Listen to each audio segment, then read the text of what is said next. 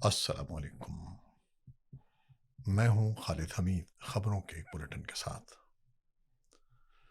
تازہ ترین اطلاعات کے مطابق اسرائیل کے فضائی حملے میں حماس کے سینئر رہنماؤں کو نشانہ بنایا گیا ہے اور خلیل الحیہ کی شہادت کی اطلاعات ملی ہیں۔ مقبوضہ فلسطین کی مزاحمتی تنظیم حماس کے سینئر رہنما خلیل الحیہ کے دوحہ میں ہونے والے اسرائیلی فضائی حملے میں شہید ہونے کی اطلاعات موصول ہوئی ہیں، تاہم حماس نے دعویٰ کیا ہے کہ اجلاس میں موجود دیگر رہنما محفوظ ہیں۔ اسرائیلی فوج کے بیان کے مطابق اسرائیلی فضائیہ نے قطر کی دوحہ میں حماس کی اعلیٰ قیادت کو نشانہ بنایا ہے۔ عرب میڈیا کے مطابق اس حملے میں حماس کے متعدد سینئر رہنما اجلاس کے دوران موجود تھے، جو غزہ میں جنگ بندی کے لیے امریکی صدر کی پیش کردہ تجاویز پر غور کر رہے تھے۔ الجزیرہ نے حماس ذرائع کے حوالے سے بتایا کہ اجلاس میں موجود حماس کے رہنما حملے میں محفوظ رہے۔ عرب میڈیا کی رپورٹس کے مطابق اجلاس میں حماس کے 5 اہم رہنما شامل تھے، جن میں خالد مشعل، خلیل الحیہ، ظاہر جبارین، محمد درویش اور ابو مرزوق شامل ہیں۔ عینی شاہدین کے مطابق دوحہ کے قطارہ علاقے میں کئی دھماکے ہوئے اور فضا میں دھواں بلند ہوتا دکھائی دیا۔ اس سے قبل اسرائیلی میڈیا نے دعویٰ کیا تھا کہ دوحہ میں حماس کے مذاکراتی رہنماؤں کو دھماکے کے ذریعے نشانہ بنایا گیا۔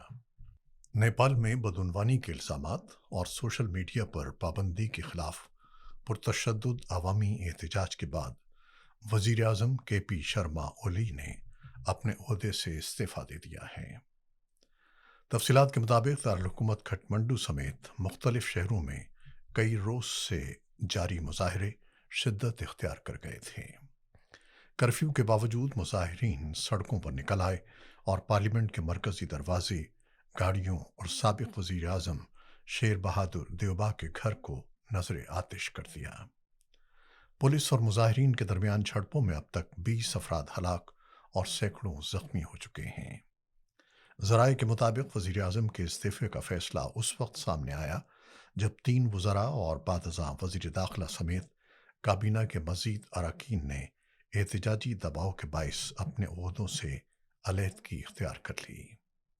صورتحال کی سنگینی کے پیش نظر کھٹمنڈو ایئرپورٹ جزوی طور پر بند کر دیا گیا ہے، جبکہ پارلیمنٹ، صدارتی محل اور وزیر اعظم کے دفتر کے اطراف سخت سیکیورٹی نافذ ہے۔ بھارتی خبر رساں ادارے ANI کے مطابق بڑے پیمانے پر جاری مظاہروں کے باعث ایئر انڈیا نے کھٹمنڈو کے لیے اپنی پروازیں منسوخ کر دی ہیں۔ ایئر لائن کے ترجمان نے کہا ہے کہ کمپنی حالات پر نظر رکھے ہوئے ہے اور جلد مزید اپڈیٹس فراہم کرے گی۔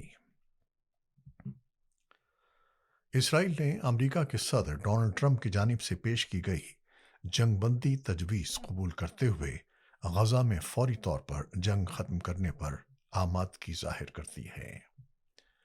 کروشیا میں پریس کانفرنس کرتے ہوئے اسرائیلی وزیر خارجہ گیدون سیار نے کہا کہ کابینہ کے فیصلے کی روشنی میں اسرائیل جنگ بندی معاہدہ قبول کرنے کے لیے تیار ہے۔ انہوں نے واضح کیا کہ جنگ کے خاتمے کے لیے اسرائیل کے 2 بنیادی مطالبات ہیں: تمام یرغمالیوں کی رہائی اور فلسطینی تنظیم حماس کا غیر مسلح ہونا۔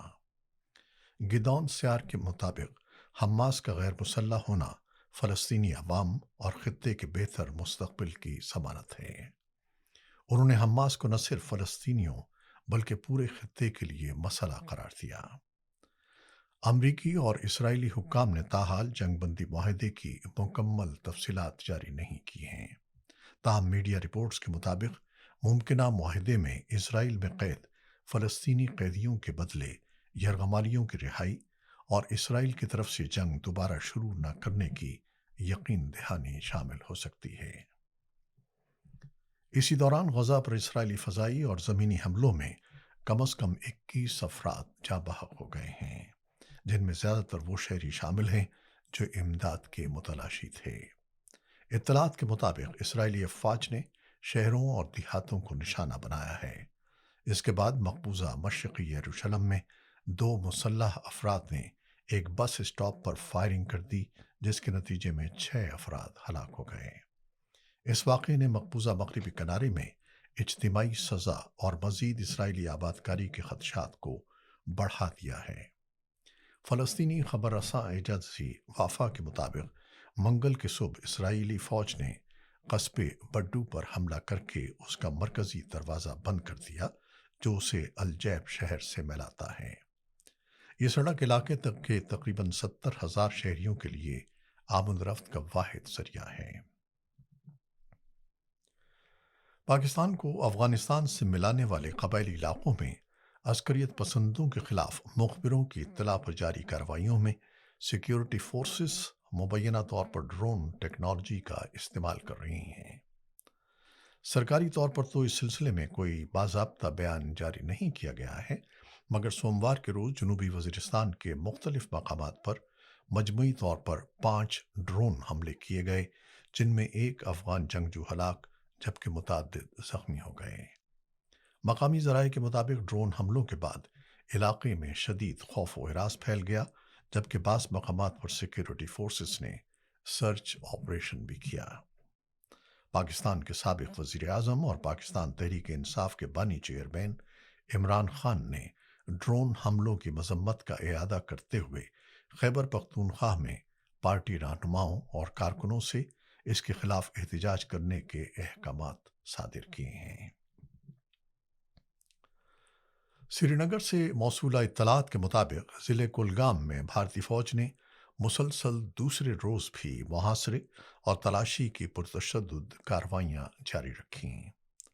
ذرائع کے مطابق یہ آپریشن بھارتی فوج، Rashtriya rifles, central reserve police force اور پیرا کمانڈوز نے ان کشمیری نوجوانوں کے خلاف شروع کیا ہے جو اپنے حق خود ارادیت اور بھارتی قبضے کے خاتمے کے لیے جدوجہد کر رہے ہیں۔ بھارتی پولیس نے تصدیق کی کہ پیر کے روز فوج نے 2 کشمیری نوجوانوں کو شہید کیا تھا، جبکہ گودر کے علاقے میں ہونے والی جھڑپ کے دوران 2 بھارتی فوجی ہلاک اور 1 میجر شدید زخمی ہوا۔ اس کے علاوہ بھارتی فورسز نے کپواڑہ، بارامولہ، بانڈی پورہ، اسلام آباد اور دیگر پہاڑی علاقوں میں بھی اسی نوعیت کی کارروائیاں جاری رکھی ہوئے ہیں۔ پاکستان میں معدنی وسائل کی تلاش اور ترقی کے لیے اہم پیش رفت سامنے آئی ہے۔ امریکی company U S strategic metals نے پاکستان کے ساتھ متعدد مفاہمتی یادداشتوں MOUs پر دستخط کیے ہیں، جن کے ابتدائی مرحلے میں $50 کروڑ کی سرمایہ کاری کا اعلان کیا گیا ہے۔ وزیر اعظم ہاؤس میں منعقدہ دستخطی تقریب میں ڈپٹی وزیر اعظم اسحاق ڈار، وفاقی وزراء اور فیلڈ مارشل سید عاصم منیر سمیت اعلیٰ حکام شریک ہوئے۔ اس موقع پر جاری اعلامیے کے مطابق امریکی کمپنیوں نے پاکستان میں کان کنی اور انفراسٹرکچر کے شعبوں میں سرمایہ کاری کی بھرپور خواہش ظاہر کی۔ مزید برآں فرنٹیئر ورکس آرگنائزیشن FWO اور ایک امریکی کمپنی کے درمیان کرٹیکل منرلز کے حوالے سے ایک تاریخی معاہدہ بھی طے پایا ہے، جس کے تحت ابتدائی سرمایہ کاری کا حجم $50 کروڑ ہوگا۔ بھارت کی جانب سے دریائے ستلج میں مزید پانی چھوڑنے کے بعد دریا کے بہاؤ میں نمایاں اضافہ ہو گیا ہے، جس کے باعث پاکپٹن کے 23 گاؤں سیلابی پانی میں ڈوب گئے ہیں اور 64,000 سے زائد افراد متاثر ہوئے ہیں۔ مقامی آبادی کی نقل مکانی بھی تیزی سے جاری ہے۔ پنجاب ڈیزاسٹر مینجمنٹ اتھارٹی کے مطابق فی الحال دریائے ستلج میں ہریکے ڈاؤن اسٹریم اور فیروز پور ڈاؤن اسٹریم کے مقامات پر اونچے درجے کا سیلاب ہے۔ PDMA نے الرٹ جاری کرتے ہوئے ضلعی انتظامیہ کو ہدایت کی ہے کہ شہریوں کی جان و مال کے تحفظ کو ہر حال میں یقینی بنایا جائے۔ ہیڈ سلیمانکی کے مقام پر بھی اونچے درجے کا سیلاب ریکارڈ کیا جا رہا ہے اور اب تک ضلع پاکپٹن کے متاثرہ علاقوں سے 24,974 افراد کا انخلاء کیا جا چکا ہے۔ محکمہ موسمیات نے پیشگوئی کی ہے کہ آئندہ 1 سے 3 گھنٹوں کے دوران کراچی میں طوفانی بارش کا امکان ہے، جس کے باعث شہری اور دیہی علاقوں کے نشیبی علاقے زیر آب آ سکتے ہیں۔ محکمہ موسمیات کے مطابق سندھ میں بارش برسانے والا سسٹم موجود ہے، جس کے تحت حیدرآباد، جامشورو اور سجاول میں موسلا دھار بارش ہوگی، جبکہ بدین، ٹھٹا، تھرپارکر اور سانگھڑ میں بھی بارش کا امکان ظاہر کیا گیا ہے۔ اسی طرح خیرپور، میرپور خاص اور نوشیر و فیروز میں بھی تیز بارش کی پیشگوئی کی گئی ہے۔ محکمہ موسمیات نے خبردار کیا ہے کہ تیز بارشوں کے دوران کمزور انفراسٹرکچر کو نقصان پہنچ سکتا ہے، لہذا شہریوں کو احتیاطی تدابیر اختیار کرنے کی ہدایت دی گئی ہے۔ یوکرین کے صدر ولادیمیر زیلنسکی نے کہا ہے کہ ماسکو نے تازہ ترین حملوں میں ایک روسی گلائیڈ بم مشرقی یوکرین کے ایک گاؤں پر گرایا، جس سے کم از کم 20 شہری ہلاک ہو گئے۔ زیلنسکی نے منگل کے روز کہا کہ یہ حملہ دونیتسک گاؤں پر اس وقت کیا گیا جب معصوم شہریوں کو پنشن کی ادائیگی کی جا رہی تھی۔ کرکٹ۔ متحدہ عرب امارات میں آج سے شروع ہونے والی T20 ایشیا کپ 2025 کی ٹرافی کی رونمائی کر دی گئی ہے۔ ٹرافی کی رونمائی کی تقریب میں تمام 8 ٹیموں کے کپتانوں نے شرکت کی اور اس موقع پر مشترکہ پریس کانفرنس سے خطاب بھی کیا۔ ایشین کرکٹ کونسل کے صدر اور پاکستان کرکٹ بورڈ کے چیئرمین محسن نقوی نے ٹرافی کی رونمائی کی۔ پاکستان کرکٹ بورڈ نے قومی ٹیم اور سری لنکا کے درمیان ون ڈے سیریز کے شیڈیول کا اعلان کر دیا ہے۔ اعلامیے کے مطابق پاکستان اور سری لنکا کے درمیان ایک روزہ سیریز 11 سے 15 نومبر تک کھیلی جائے گی۔